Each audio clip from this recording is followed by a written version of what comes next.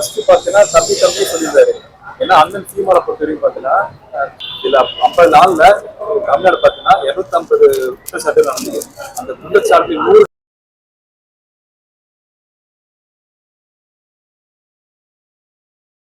50 நாள்ல பாத்தீங்கன்னா ஏகப்பட்ட விளைவுகளை தமிழ்நாடு சந்திக்கிறாங்க. ஏன்னா ஒரு ஆட்சி பொறுப்பேற்று முதல் நாளே வந்து ஒரு சிறுமி வந்து பாலியல் வன்கொடுமை பாத்தீங்கன்னா யார் தெரிஞ்சதும் அந்த டிவிக்கு ஆளுதான் கட்சியா தான் பண்ணிக்கிறாங்க. இதுல 50 நாள்ல தமிழ்நாடு பாத்தீங்கன்னா 250 குற்றச்சாட்டு நடந்தது. அந்த குற்றச்சாட்டு 100 மேற்பட்ட பாதிப்பு யாருக்காங்கன்னா டிவிக்கு ஆளுதான் வந்து நான் சொல்றேன். இந்த ஆட்சி பாத்தீங்கன்னா ரொம்ப அரைஜமா எந்த ஒரு மாற்றம் இல்லை. மக்கள் ஏமாற்றத்தை ஓட்டு போட்டு ஏமாத்துறாங்க. ஏன்னா அது 7 வருஷமா பாத்தீங்கன்னா திமுக அதிமுக ஓட்டு போட்டு மக்கள் வந்து யாரை தேர்ந்தெடுக்கணும் வந்து ஒரு திங்கிங் மைண்ட் இருக்குது. விஜய் வந்து அரசியல் பண்ணல, ரீல்ஸ் வந்து ஆட்சி வந்து பண்ணாரு தவிர மக்கள் ஒரு கணக்கு. ஏன்னா ஃபர்ஸ்ட் பாத்தீங்கன்னா தம்பி சொல்லியிருந்தாரு.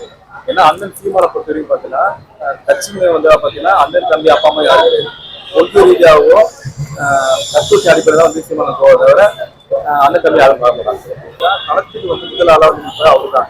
ஏன்னா சீமான் பண்ண போராட்டம் கிடையாது. ஏன்னா சீமான தான் பாத்தீங்கன்னா ஆசிரியர் போராட்டம், ஊழியர் போராட்டம், கன்னியாகுமரியில பாத்தீங்கன்னா மழை வந்து நொறுக்க திரட போராட்டம், ஏகப்பட்ட போனது மக்களுக்கு வந்து கம்மி தெரியல. யாரும் நல்ல தகுதியான தலைவர் வந்து தேர்ந்தெடுக்கிறாங்க. ஏன்னா நம்ம தமிழக பத்திரிகை 50 வருஷம் பாத்தீங்கன்னா வந்து மூடிட்டாங்க. ஏன்னா இந்த ஆட்சிக்காரன் பாத்தீங்கன்னா இந்த படத்துல போட்டே பாத்தீங்கன்னா மூடி வச்சால நம்ம கன்ஃபியூஸ் ஆகிற மக்கள் யார் நல்ல தெரியும் தேர்ந்தெடுக்கிறாங்க. அவங்க சொல்லும் போது பாத்தீங்கன்னா திமுக டிஎஸ் ஆடியோ சொன்னா தவிர மக்களுக்கு எந்த ஒரு நம்பிக்கை சொல்றாங்க. இந்த பேர் நான் ஒரு இன்ஃப்ராஸ்ட்ரக்சர் கொண்டு வரேன், மக்களுக்கு ஒரு நல்ல கட்டணம் கொண்டு சொல்லுவாங்க. ஏன்னா இப்போ திட்டத்தில் சொல்லும் போது எந்த ஒரு திட்டம் நிறைவேற்றல. 6 சிலிப்பு சொன்னாரு, எதுவும் நிறைவேற்றல. அப்புறம் பாத்தீங்கன்னா மாமன் சீட்டு சொன்ன மச்சான் சீட்டு சொன்னாரு, இது நிறைவேற்றல. அப்புறம் பாத்தீங்கன்னா படிப்பில்லா பாத்தீங்கன்னா மக்களுக்கு பாத்தீங்கன்னா என்ன தெரியுமா தரசு அது வந்து நிறைவேற்றல.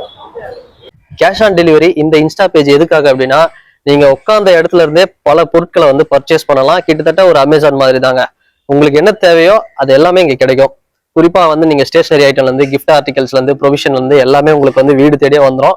நீங்க ஆர்டர் பண்ணீங்க அப்படின்னா உங்களுக்கு வீட்டுக்கு வந்துடும். அதுக்கப்புறம் நீங்க வந்து கேஷ் வந்து கொடுக்கலாம். ஸோ அது வந்து ஒரு பெரிய அட்வான்டேஜா வந்து இங்க பண்ணி தராங்க. அதே மாதிரி ரேட்டும் பார்த்தோம்னா உங்களுக்கு நீங்க என்ன எதிர்பார்க்குறீங்களோ எல்லா எக்கானமி வேரியன்ட்லயும் எல்லா பொருளுமே இருக்கு, பிராண்டட் ஐட்டம்ஸும் இருக்கு. ஸோ உங்களுக்கு தேவை அப்படின்னா